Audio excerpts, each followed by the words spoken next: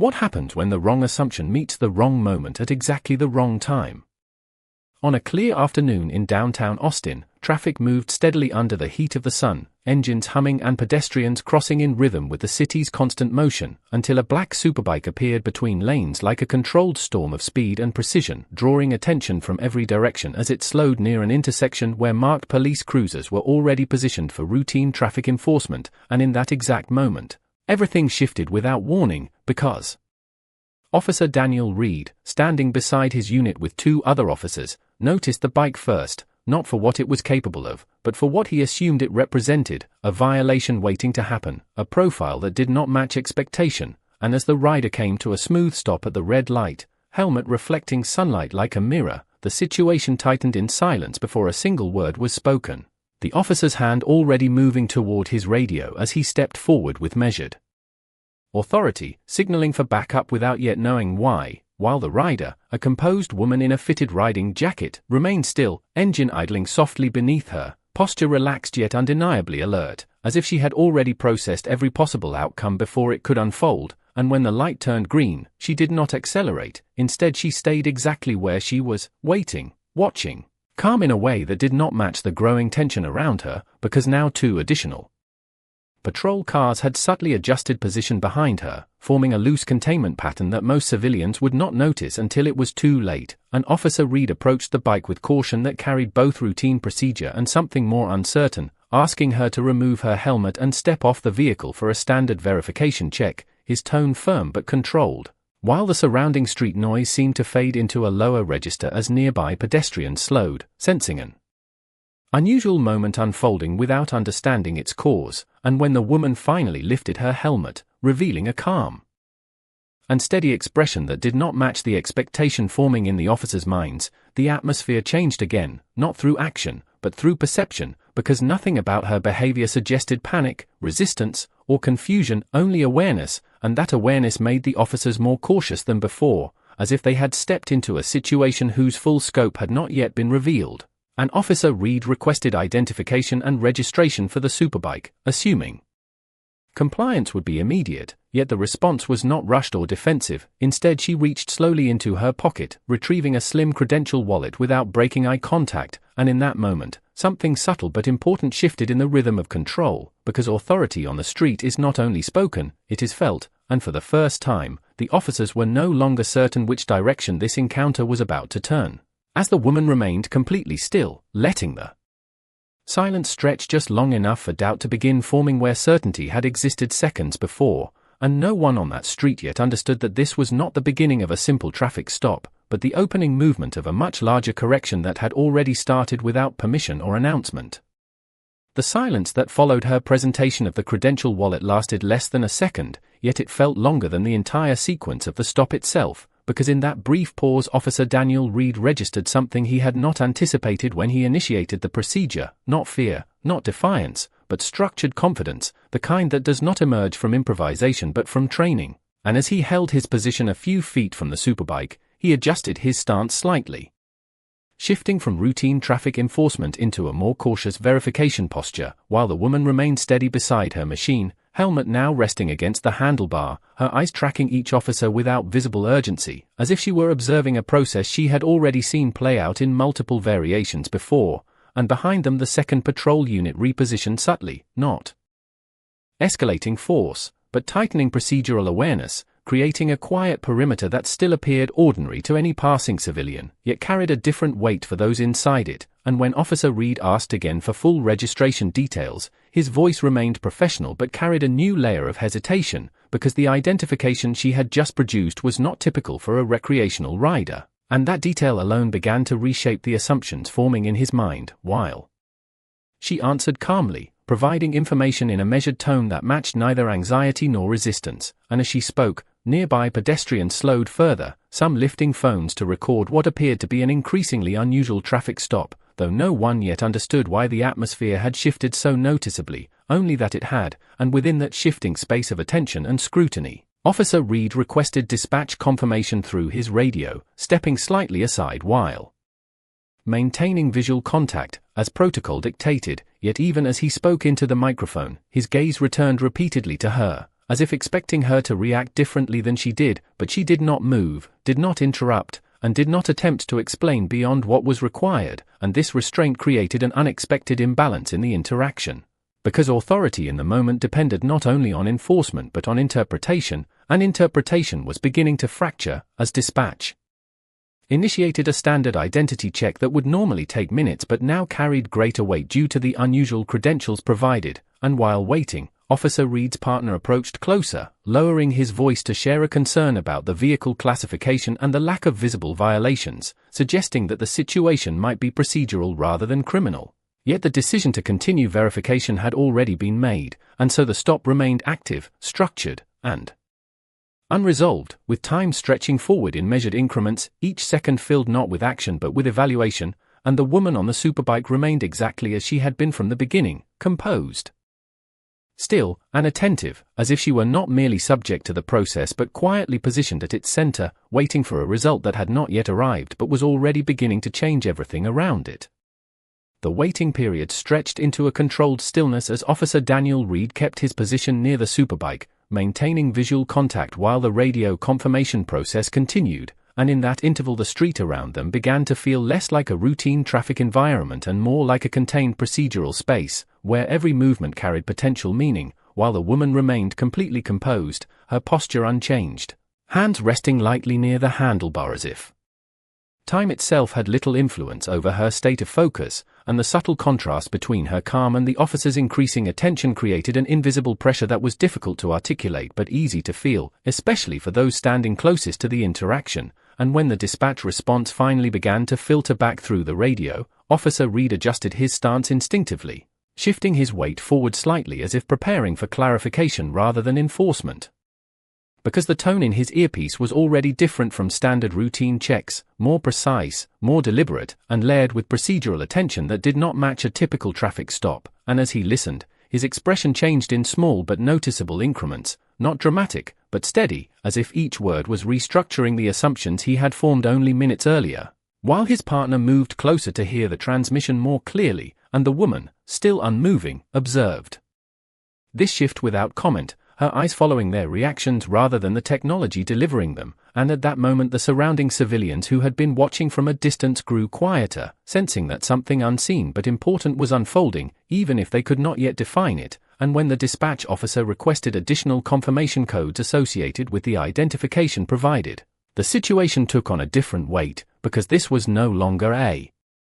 simple registration check but a full identity validation protocol, and Officer Reed, still holding the radio near his shoulder, glanced briefly toward the woman again, noticing that she had not attempted to interfere, explain, or escalate, which in itself was becoming increasingly significant, because individuals in uncertain situations typically reacted in predictable ways. Yet she had remained entirely consistent since the moment the stop began, and as the verification process deepened, the street noise seemed to fade further into background presence, replaced by the steady rhythm of procedural communication between units and database systems, and although no official conclusion had yet been announced, the shift in tone alone suggested that the situation was moving toward clarification rather than conflict, while Officer Reed's posture subtly softened, not in resignation, but in recalibration, as if preparing to adjust his understanding of what this encounter actually represented. And in that evolving silence the woman finally spoke again, not to challenge or defend, but simply to confirm one final detail regarding her credentials, her voice calm and precise, reinforcing the growing realization that this was not an ordinary stop, not an ordinary rider, and not an ordinary moment within the framework of enforcement, but something that was steadily approaching a resolution none of them had fully anticipated when it began. The confirmation from dispatch arrived with a level of precision that immediately changed the emotional temperature of the scene, because instead of routine validation, the radio transmission carried structured classification data that required Officer Daniel Reed to listen twice before fully processing its meaning, and as the words repeated through his earpiece, his posture subtly straightened, not out of alarm, but out of recalibrated understanding, while his partner also leaned closer, narrowing his focus on the radio speaker as the identity verification reached its final confirmation stage, and during those few seconds the surrounding street seemed to compress into silence, with even passing vehicles slowing slightly as if the environment itself was reacting to the weight of the information being exchanged, and the woman standing beside the superbike remained unchanged in expression, neither reacting nor anticipating, simply existing within the moment with a level of calm that now began to register differently in the eyes of the officers, because what had once been interpreted as neutral composure was now being reconsidered as professional discipline, and as the final line of dispatch confirmation stated the full clearance status associated with her identity. Officer Reed lowered the radio slightly, not fully dropping it, but allowing his arm to relax in a way that signaled transition rather than enforcement, and his eye shifted briefly toward his partner, who had already begun to process the implications without speaking, while the surrounding perimeter of officers also adjusted their stance almost imperceptibly, no longer maintaining the same investigative tension, but moving into a posture of reassessment. And although no verbal announcement had yet been made to the public, the shift was visible in body language alone, because authority on the street is often communicated before it is officially declared, and at this moment that authority was quietly rebalancing itself around a newly confirmed reality, while the woman finally spoke again, her voice steady and precise, acknowledging the confirmation without emotion or emphasis, reinforcing that the verification was expected rather than surprising. And that single detail further deepened the understanding that this encounter had never been about capability or behavior, but about identity recognition within a procedural framework that had temporarily failed to align with reality, and as Officer Reed stepped half a pace back to create space, not out of retreat but out of respect for the updated classification, the atmosphere shifted from containment to correction, from uncertainty to structured acknowledgement, and although the street remained physically unchanged, the perception of everyone present had already begun to reorganize itself around the confirmed truth, with silence now functioning not as tension, but as resolution in progress. The radio crackled inside the patrol car as the situation outside the downtown intersection tightened like a knot that refused to loosen. What began as a routine response had now turned into something no one in the field could clearly define anymore. Officer Daniel Reeves stood near the front of the scene, his posture rigid, his eyes locked on the woman they had stopped just minutes earlier. She remained calm, her superbike parked at an angle near the curb, its engine now silent but still drawing attention from passing drivers. The streetlights reflected off the polished surface of the bike, creating a sharp contrast against the growing tension in the air. Detective Marcus Hale arrived on scene moments later, stepping out of his vehicle with a measured pace, already scanning every detail.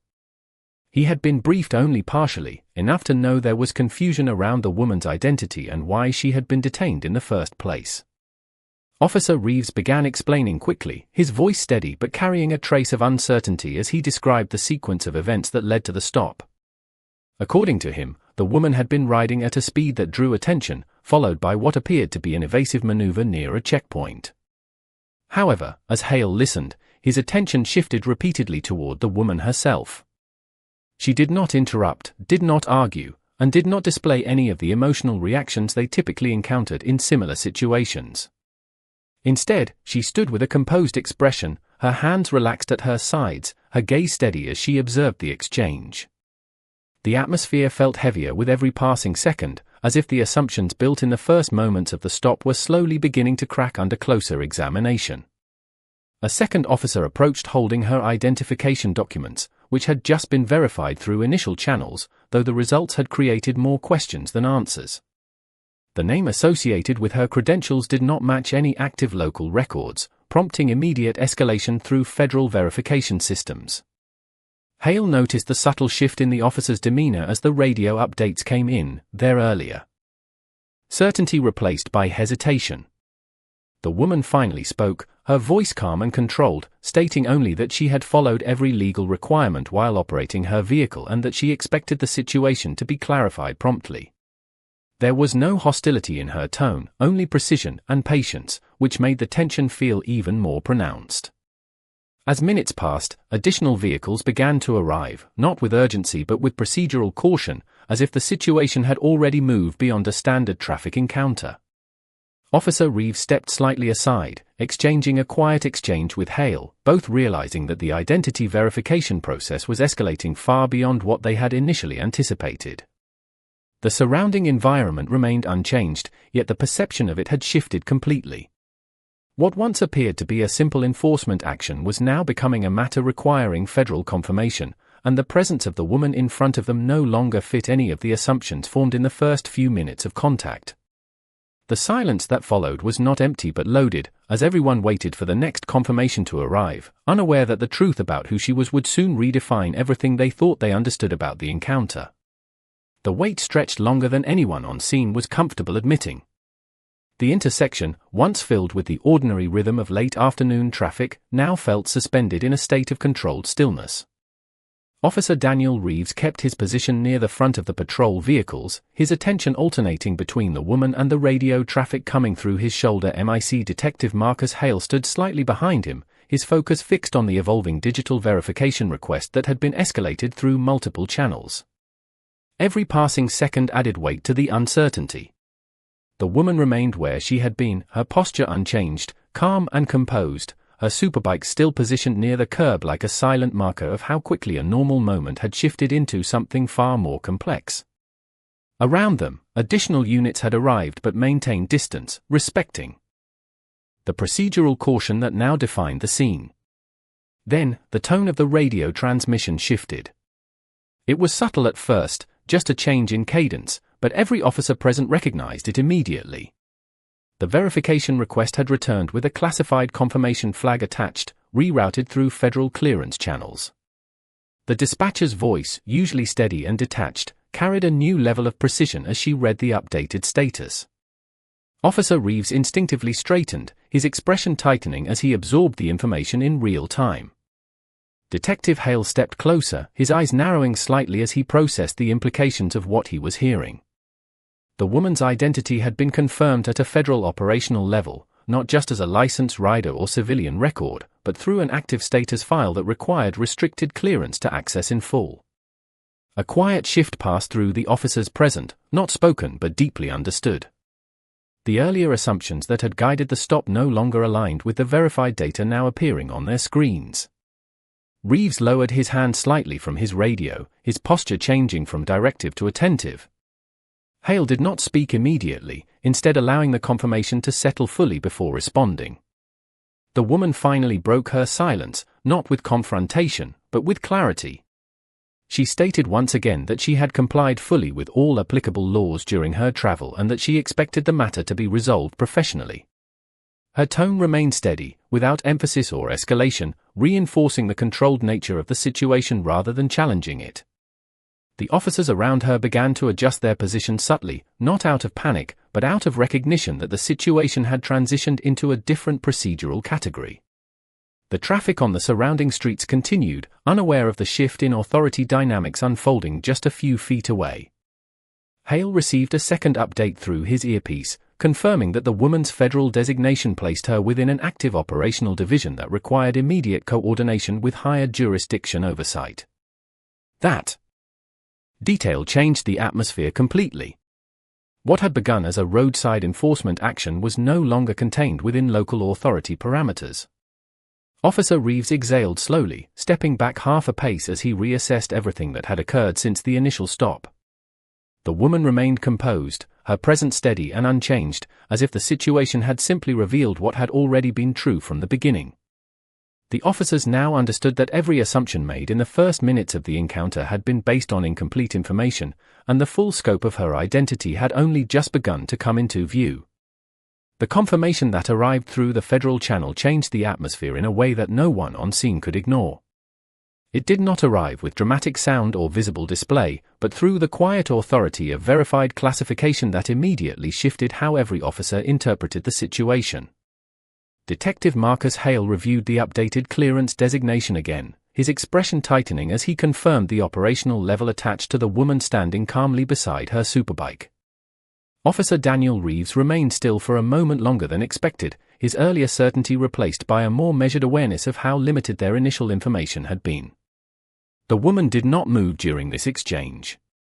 She simply observed, maintaining the same composed posture she had held since the beginning of the stop, as if the change in recognition did not alter her presence in any meaningful way. The surrounding officers began adjusting their position subtly, not out of alarm, but out of procedural respect for the updated classification now visible across their systems. Hale finally spoke into his radio, requesting formal confirmation from the supervisory channel to ensure that every step moving forward aligned with federal coordination protocols. The response came quickly, reinforcing that the identification was not only valid but active, requiring the situation to be handled with full procedural awareness and documentation. Officer Reeves glanced briefly toward Hale, acknowledging without words that the encounter had fully transitioned beyond its original scope. The woman's earlier explanation, calm and direct, now carried additional weight in hindsight, as details that had once seemed unclear were now fully contextualized by her verified status. A supervisor arrived on scene moments later, stepping out of an unmarked vehicle and taking in the arrangement of officers, vehicles, and the subject of the stop. He listened carefully as Hale provided a concise summary of events from the initial traffic observation to the present confirmation. Each detail was now being reinterpreted through the lens of the new information. The supervisor reviewed the digital verification himself, confirming the classification before issuing instructions in a steady, controlled tone. The focus shifted immediately toward ensuring proper procedural resolution, documentation accuracy, and respectful disengagement from any assumptions made prior to verification. Officer Reeves took a step back from his initial position, his role now transitioning from enforcement to observation as the chain of command took over the final phase of the interaction. The woman remained in place, her demeanor unchanged, neither defensive nor reactive, simply steady in the face of the administrative correction unfolding around her. As the supervisor coordinated the final steps of clearance, Hale noted the importance of ensuring that all reports reflected the verified timeline accurately, without gaps or assumptions that could distort the record of events. The surrounding environment began to loosen its tension, not through sudden change, but through the gradual acceptance that the situation had been defined incorrectly at the outset and was now being corrected through official confirmation. The woman was finally addressed directly by the supervisor, who acknowledged the verification and confirmed that she was free to proceed. There was no dramatic shift in her response. She simply nodded once, acknowledging the update with the same calm composure she had maintained throughout the entire encounter. As she prepared to leave, the officers watched in silence, not out of confusion anymore, but out of recognition that the situation had revealed the difference between assumption and verified truth. The Superbike engine started again, its sound breaking the procedural stillness that had held the intersection for what felt like far longer than it actually was. She pulled away smoothly, re-entering traffic with controlled precision, leaving behind a scene that would be documented, reviewed, and remembered for the way it transformed understanding in real time. The officers remained in place for a moment longer, each processing the sequence of events in their own way, before gradually returning to their duties as the intersection resumed its normal flow. The intersection slowly returned to its natural rhythm, but the memory of what had just occurred lingered in a way that made the normal flow of traffic feel slightly different to those who had been present. Officer Daniel Reeves stood near the edge of the roadway for a moment longer than necessary, watching the direction in which the woman had left. The sound of her superbike had already faded into the distance, yet the procedural weight of the encounter remained present in his thoughts. Detective Marcus Hale closed out his final radio confirmation and took a step back, reviewing the sequence of events internally with a focus on accuracy rather than emotion. Around them, the remaining officers began to disperse into standard positions, resuming routine traffic monitoring, but the atmosphere between them carried a quiet recognition that what had unfolded would be reviewed and discussed long after the shift ended.